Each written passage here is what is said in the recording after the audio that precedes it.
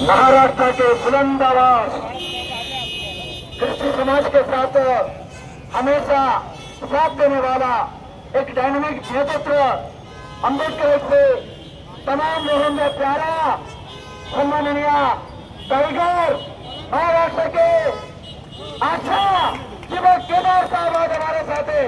मैं उनसे विनती करके अपने कृषि समाज के ऊपर लड़ाई करने हर जो बात किया उसके ऊपर आप आपसे बात रखें।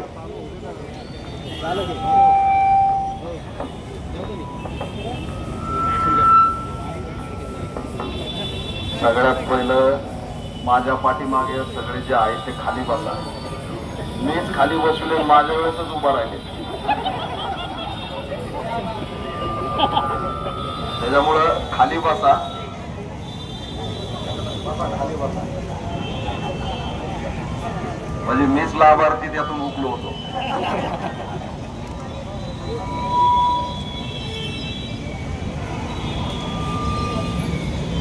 राजन नायर यांना पहिल्यांदा जयभीम करतो की पोलिसांच्या नोटीसला न घाबरता ख्रिश्चन समाजासाठी अलगार झाला पाहिजे यासाठी या ठिकाणी सगळे जमले.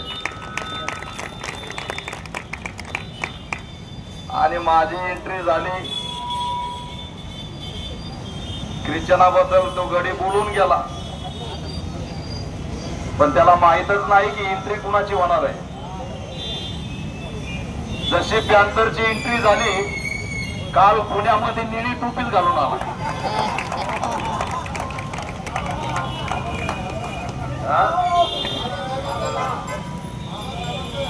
लगे बाबासाहेबांचाच झाला. मी मोहन भागवतला विचारतोय, बाबा त्याला काळी टोपी का नाही दिली? त्याच्या डोक्यात सगळा भुसा आणि त्याच्यावर निळी टोपी चांगली नाही दिसत. त्याच्या डोक्यावर आरएसएसची काळी टोपी द्या.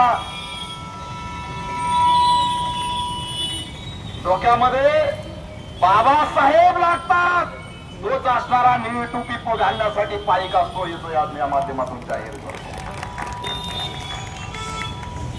तर फाटली. काल वाचनात म्हणतोय माईकचं माझं जमत नाही. एवढा वेळ चालला.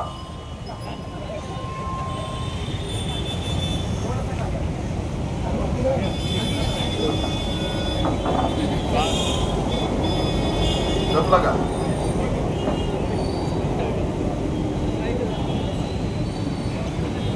घाबरून गेलंय, बोलून तर गेलं. कुठं काल म्हणला सायराट करा का धडाकेबाज करा? आणि पिक्चर शिवाय काय आठवणार आहे? ते ऍक्टरच होत. त्याचा पिक्चर आहे, तुम्ही जाऊन युट्यूबला टाका. फायटिंग खेळत आहे. पुन्हा मंगळसूत्र चोरलं, पुन्हा जयभीम म्हणला आमच्या सोबत. ओळख निर्माण केली, भाजपकडून आमदार मिळतात. आमदार झाला पण मंत्रीपद मिळत नाही.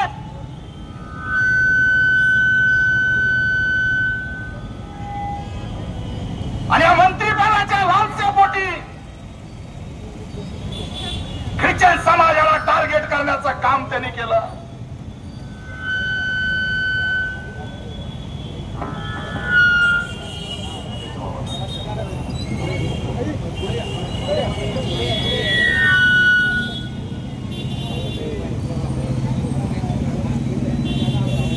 ख्रिश्चन समाजाला टार्गेट करण्याचा प्रयत्न त्यांनी केला.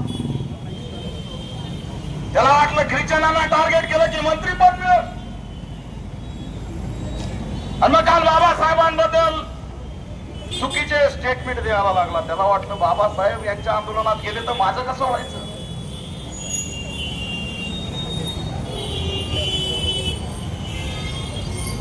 बारीक तोंड झालंय, तोंड कोरडं पडलंय. नीट बघा, चुरगाळलं असं. मला तर वाटतं ते सांगलीवाला म्हणला होता, आंबे खाल्ले की पोरग होते, त्यातलं का काय कळा नाही. ते म्हणलं होतं ना, आंब्यानी पोरं होते, त्यातली क्वालिटी का काय? पार वसून घेतलाय आणि बोलून दाखवलंय. अरे बाबा जालन्यात तू एवढे कुठून आले, जालन्यात एवढे कुठून आले. फडणवीस लवकरात लवकर याला जर अटक केलं नाही तर दिल्लीला किती येईल हे सांगून ठेवतो या ठिकाणी. जालन्याच्या मोर्चात मी होतो, 50,000 ख्रिश्चन बांधव आले होते. त्याला वाटलं फक्त ख्रिश्चनच आहेत. पडळकर ते ख्रिश्चन नव्हते, मानवतेचा धर्म पाळणारे बाबासाहेबांचे सगळे लेकर होते. सगळ्या धर्माचे लोक उतरले. तुम्ही धर्मगुरूची सुपारी देणार, दादा झाले, गुंड झाले. अरे पोलीस त्याला काय धरत नाहीत, का त्याला अटक करत नाहीत. मी आज ख्रिश्चन समाजाला आवाहन करतोय, उद्याचा 11 तारखेचा आझाद मैदानचा मोर्चा आहे. हा पकड्या दीपक केदार आझाद मैदानला सुद्धा त्या ठिकाणी राहणार आहे. आणि उद्या शेवटचा अल्टिमेटम आहे. उद्या जर त्या कारवाई झाली नाही तर दिल्लीचा सुद्धा आंदोलन आपल्याला घोषित करावं लागेल. आणि आमचा अल्टिमेटम आहे, कायदेवाल्यांनी नोंद करावी. उद्या जर आझाद मैदानच्या मोर्चानंतर पडळकरवर गुन्हा दाखल नाही झाला, आम्ही स्वतः पोलीस स्टेशनला बसून एफआयआर नोंदवल्याशिवाय राहणार नाही हा इशारा सुद्धा देतो. आणि पोलिसांना काय घाबरायचं, ते फडणवीसला ते घाबरू द्या. एकदा काय एफआयआर नोंद झाली की त्याला पकडून आणण्याचं काम हातांतर केल्याशिवाय राहणार नाही. एवढे ताकद देशामध्ये नाटक करता. तुमच्या बापाचा देश आहे हा देश. डॉक्टर बाबासाहेब आंबेडकरांच्या संविधानावर चालणारा देश आहे. तुमचे नाटक चालणार नाही, याची भाषा बदला. मला वाटलं मला चुकीचं काय भरोसा नाही बाबा.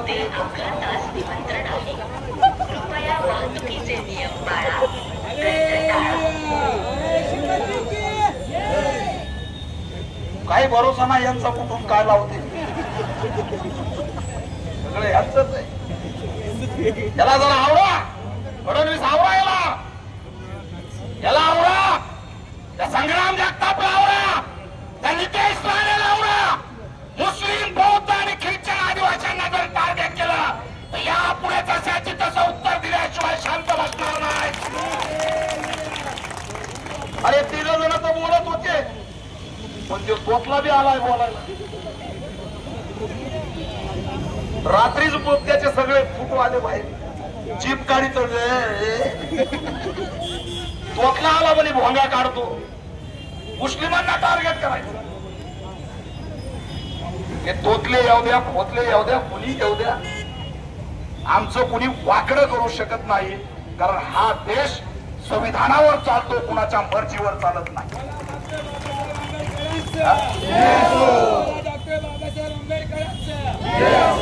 अरे संविधानाची दिंडी जर त्या ठिकाणी संविधान डोक्यावर ठेवलं म्हणून तुम्ही अर्बन नक्षल म्हणता, लाज वाटली पाहिजे.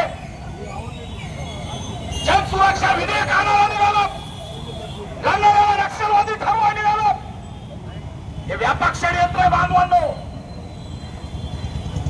मी तुमच्या या आपल्या आंदोलनात काय माहिती, मला अनेक जण म्हणले, एक RSS हस्तक आहे त्यांनी सुद्धा लिहिलं, माझ्यावर लय व्हिडिओ काढला मोठा.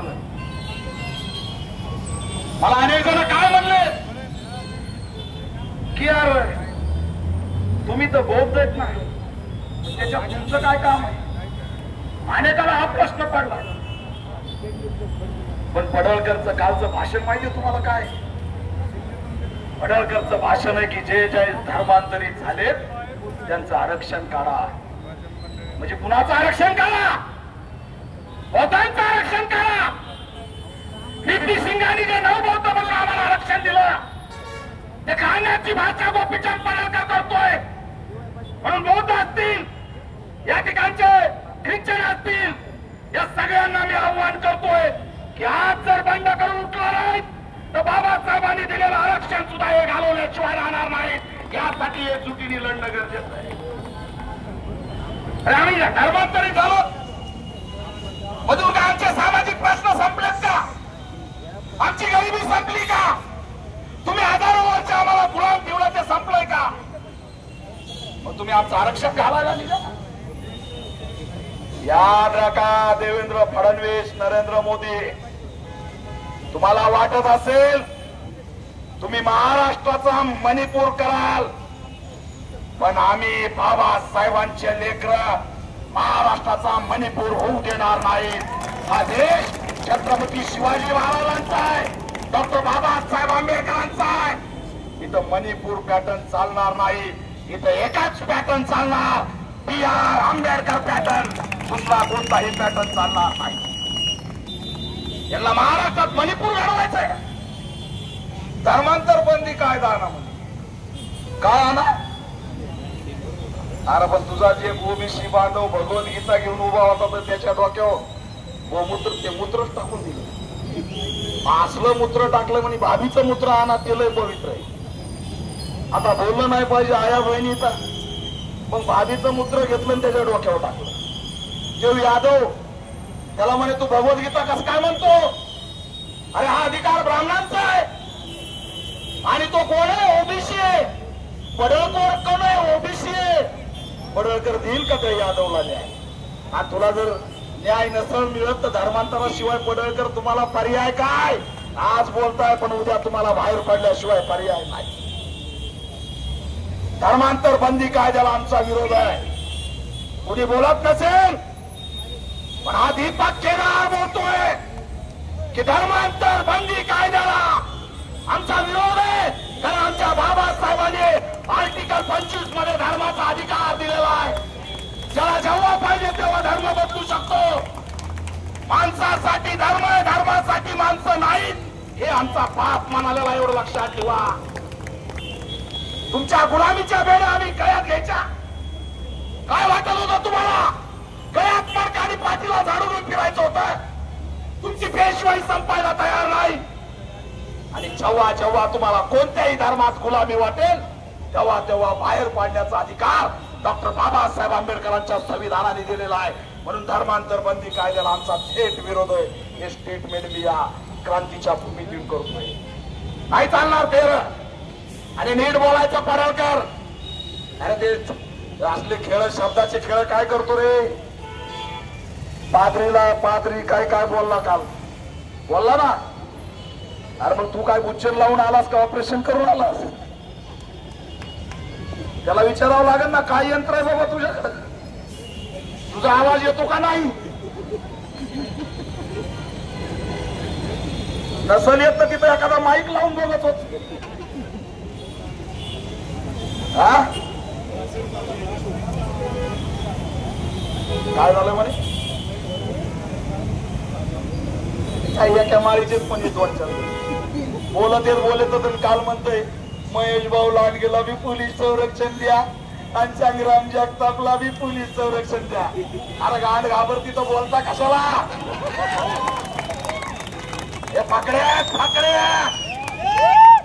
भीमाचे छावे पोलीस प्रशासन त्यांच्या मागे अनेक काम आहेत. आम्ही कधी संरक्षण मागत नाही. निबिड्या छातीने फिरतो. डरपोकाची औलाद नाही, पॅन्थरची औलाद आहे. डरपोक नाही. पोलीस संरक्षण मागायला लागल्यावर बोलता कशाला? मग आता बोलणं आम्हाला शिकू नका. आम्ही लोक बेकार बोलू शकतो. अरे एका ऋतुजाच्या बहिणीवरती तुम्ही राजकारण करता, तुम्हाला लाज वाटली पाहिजे. तिला सुद्धा बाबासाहेबांचं संविधानच न्याय देणार आहे, तुमचा स्टेज न्याय देणार नाही. त्या आरोपीला फाशी झाली पाहिजे असं म्हणताय. अरे अनेक भाषण ऐकले मी या सगळ्या धर्मगुरूचे. काय भाषण आहे तो त्यांचे? एक गाल पुढं करा, दुसऱ्या गालावर मारू द्या. तुम्ही धर्मगुरू वयस्कर, तुम्ही किती गाल पुढं करायचे ते करा. पण ख्रिश्चन समाजाचा सगळा तरुण आता दीपक केदार सोबत आता गाल पुढं होणार नाही. काय झाले नाटक? एक गाल पुढं करा आणि दुसरा गालार मग गेले ते दिवस. यातूनच मणिपूर घडलं ना. बाबासाहेब काय म्हणले ख्रिश्चनांबद्दल याला सांगतो या गाढवाला. अरे बाबासाहेब म्हणले की माझ्या पुढे 2 चॉईस आहेत, एक ख्रिश्चन समाज सुद्धा आहे. बाबासाहेब काय म्हणले की निदान ख्रिश्चन समाजामध्ये धर्मामध्ये माणसाला माणूस म्हटलं जातं, आत्मसन्मान दिला जातो, स्वाभिमान दिला जातो, शैक्षणिक क्रांती घडवली जाते. त्यांच्या शिक्षणाच्या शाळेमध्ये दलित आहे म्हणून कुणाला हकललेलं नाही. हा ख्रिश्चन समाज आहे. आणि बाबासाहेबाचं मत आहे. कुठून आणलं बाबा हे मत? कोणती पुस्तकं दिलेत मोहन भागवतनी ते चेक करावं लागेल. त्यांनी वेगळेच पुस्तकं छापले आणि शब्दाचा खेळ करतोय. आमच्या धर्मगुरूला अमुक तमुक म्हणतो आणि तुझं जर शॉर्टकट केलं तर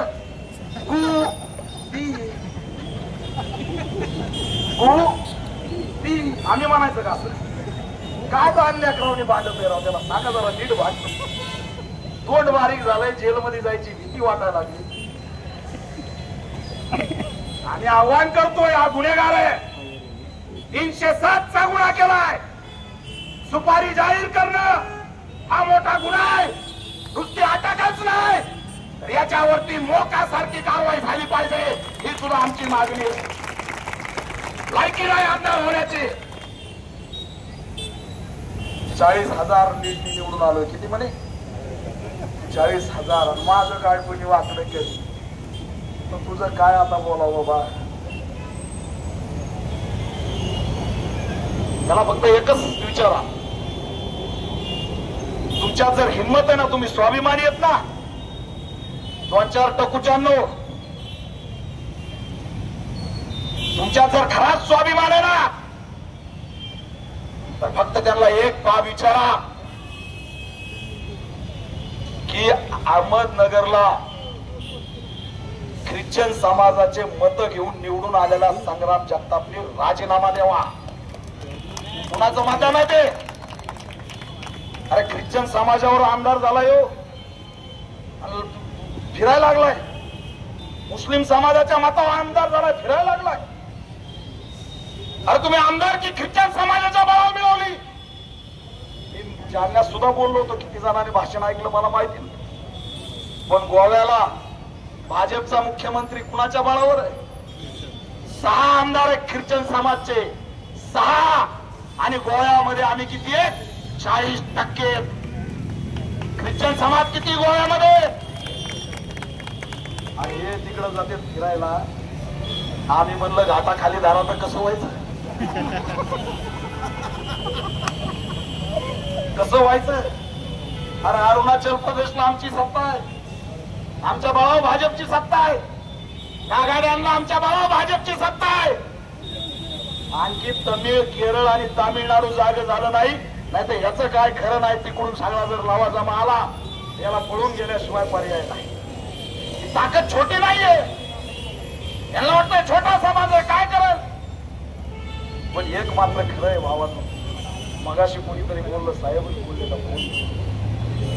सगळ्यात आधी मी बोललो होतो की मुंबईच्यात पडळ करता मोबाईल नंबर घ्या आणि त्याला काय टाईप करून पाठवा, थँक्यू गोपू.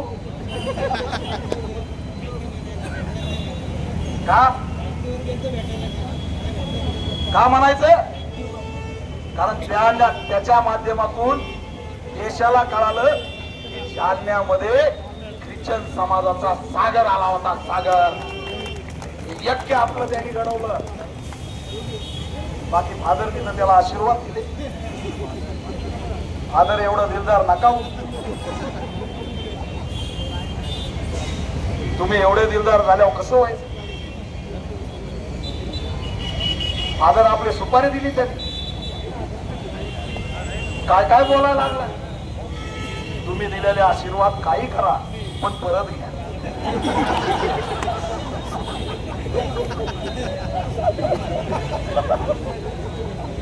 कारण आम्ही लय वरडायचो जोरात आणि तुमचा आशीर्वाद लागून जायचा.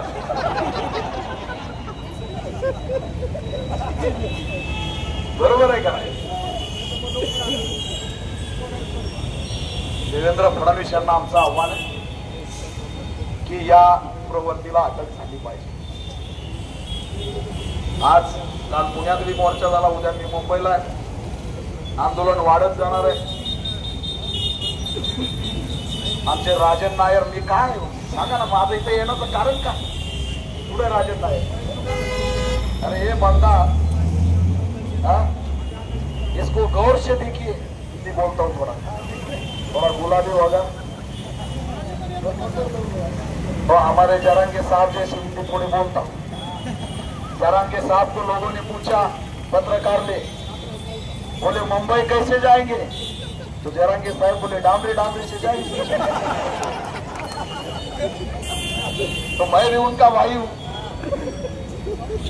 ये नायर साहब का चेहरा देखिए, मासूम है, मानवता की लड़ने वाला है, कभी जात पात धर्म नहीं देखा. अरे हर बार हमारे आंदोलन में हमारे साथ ये आदमी खड़ा है. हमको आज मालूम चला कि नायर एक क्रिश्चियन है. भीमा कोरेगांव में हम पे हमला हुआ तो हमारे साथ नायर खड़े थे. अरे हमारा अम्बेडकर भवन गिराया तो हमारे साथ नायर खड़े थे. नायर ने कभी खुद के लिए नहीं मांगा, हर बार हमारे लिए लड़ते आए. और आज नायर का सिर यहाँ पर सैराट करेंगे और ये उसके भाई चुप बैठेंगे, ऐसा नहीं होगा. ये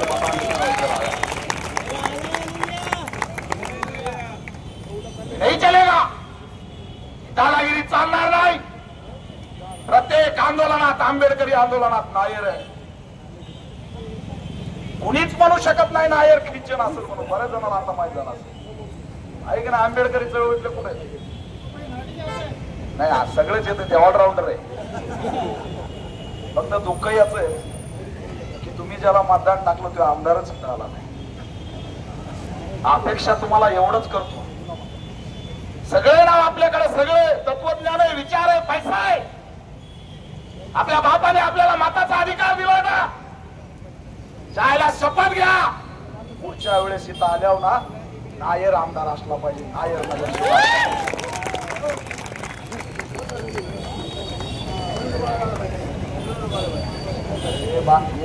अरे बाबा, महाराष्ट्र से कहीं से भी, इधर से नहीं बोलो, नगर से लड़ो, वहां अपना ज्यादा ज्यादा ही है. और तुम सब मिलके अगर ताकत लगाया फादर लोगों ने तो गोवा से मैं खासदार बन सकता हूं. इधर तो मेरे को खासदार नहीं बनने दे रहे. बराबर है कि तो अपने लोग अगर आगे आएंगे, आपले माणसं जर पुढे आले तर तुमच्या न्यायासाठी आणि हक्कासाठी लढतील. एवढं लक्षात ठेवा. आणि म्हणून मित्रांनो, बराच वेळ झाला. नायर साहेबांना नोटीस दिली. आम्ही विचारतो, गोपीचंद पडळकरला कोणती नोटीस, कोणती नोटीस? म्हणजे हे असं चालणार नाही.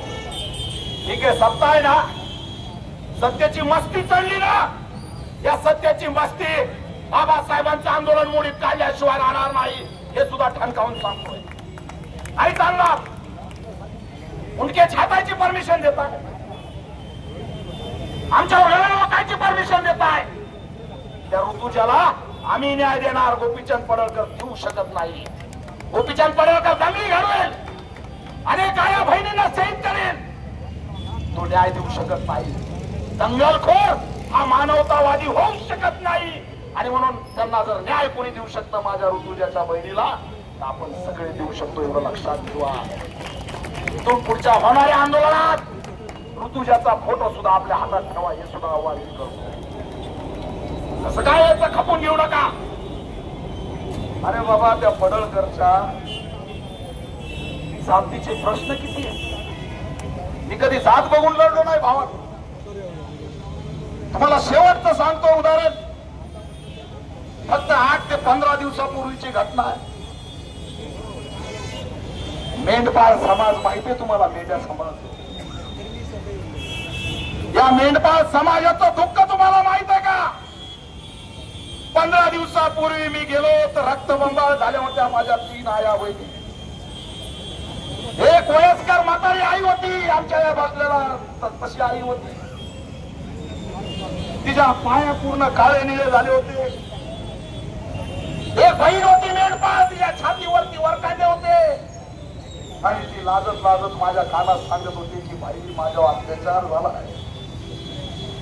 त्या मेंढपाळाच्या त्या सगळ्या रात्री एक 8 ते 10 मेंढपाळ होते आणि तिथं 25 ते 30 चोर घुसले आणि एका माणसाला 5 जणांनी घेरलं. किती जणांनी? तो हल्ला की त्याला मारलं जायचं. त्या बहिणीने गळ्यातलं कानातलं नाकातलं तोडलं. हे बाबा की पण माझ्या लेकराला मारू नको. एक लहान पोरग हुशार होता, त्यांनी तो मोबाईल घेतला आणि लांब फेकला. त्याला वाटलं हे चोर गेलं, मी त्या मोबाईल वरून कुणाला तरी मदत मागे. अरे आराम कर, चोरांनी त्या मोबाईल सापडून दे म्हणत त्याला मार मार मारलं लहान लेकराला. एवढ्या गाया बहिणीच्या इज्जती लुटल्या. 50 वर्षांचा म्हातारा, त्याच्या डोक्यात एवढं मोठं कोयतं मारलं, 50 टाके पडले. 50 एका बहिणीच्या डोक्यात कुऱ्हाड टाकली, तिथं 30 टाके पडले. हा 1.5 महिना झालाय बांधवांनो. त्या घटनेला मांजरीच्या गावात गंगापूर तालुक्यामध्ये औरंगाबाद मध्ये त्या कुटुंबाला भेटणारा पहिला दीपक केदार आहे. आंदोलन केलं, आवाज उठवला, राज्याचा मुद्दा केला. 3 दिवसात सगळे चोर त्या ठिकाणी अटक झाले. ते लोक मला म्हणले भाई तुम्ही देव म्हणून धावून आलात, पण गोपीचंद पडळकर गेला नाही गेला गोपीचंद पडळकर. अरे तुम्ही पण आमचे भाऊ आहेत. हे कोणतं वागणं आहे? अरे मेंढपाळाच्या बहिणी माणसं नाहीत का? तेव्हा आमच्या नरेंद्र मोदींनी एक स्कीम काढली, स्वच्छ भारत अभियान. त्या ठिकाणी महात्मा गांधीचा फोटो आहे आणि काय सांगितलं तहसीलदारला 12,000 रुपये संडास बाथरूमला द्या. किती? 12,000.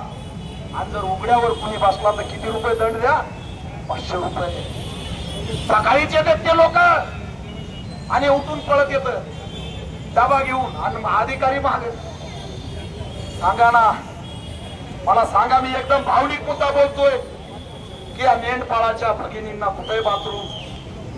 अहो रोज त्यांना पाणी शोधावं लागतं, रोज त्यांना झोपडी बनवावं लागते, रोज त्यांना झाडाच्या मागे कुठंतरी बसावं लागतं, शेतात बसावं लागतं. अत्याचार होतो. गाव ते स्वच्छ भारत अभियानाचा भाग नाही. मेंढपाळांच्या एवढा व्यथा आहेत की त्यांना माणूस म्हणून जगण्याचा दर्जा सुद्धा नाही. आणि गोपीचंद पडळकर गप्पा मारताय, धर्माच्या गप्पा मारतायत. अरे आपल्या समाजावर काय अन्याय होतोय त्यासाठी लढायला पुढे या ना. हा दीपक केदार खांद्याला खांदा लावून लढायला तयार आहे. आम्ही सगळे ख्रिश्चन समाज तुमच्या सोबत आहे. पण ते नाही लढायचं. दंगली कशा होती, भांडणं कसे लागतील? मेंढपाळ बांधवांसाठी सुद्धा आपण लढतोय. हे लढत नाही, सुपाऱ्या घेत आहेत दंगलीच्या. दंगल होणार नाही, दंगल होणार नाही. दंगलीमध्ये कुणालाही आम्हाला या ठिकाणी इजा पोहोचू द्यायची नाही. पण जो अंगावर आला त्याला शिंगावर घेतल्याशिवाय सोडायचं नाही, एवढं सुद्धा या माध्यमातून सांगतो. त्यांना आवडा. गृहमंत्री देवेंद्र फडणवीस 4 ते 5 राज्यामध्ये तुमची सत्ता ख्रिश्चनाच्या बळावर आहे. एका इंटरव्यू मध्ये नरेंद्र मोदी म्हणतात की ईसाई लोग हमारे मुख्यमंत्री बने, हम जाति के खिलाफ नहीं. अरे फिर ये प्रोडक्ट लाया कहां से? अमूल दूध पी के आए क्या?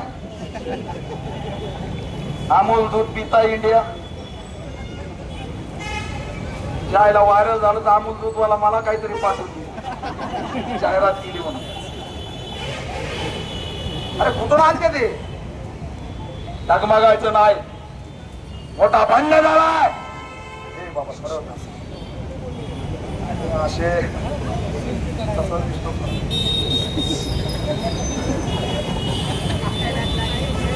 ते मला काय सवय 15 वर्ष झालंय ना.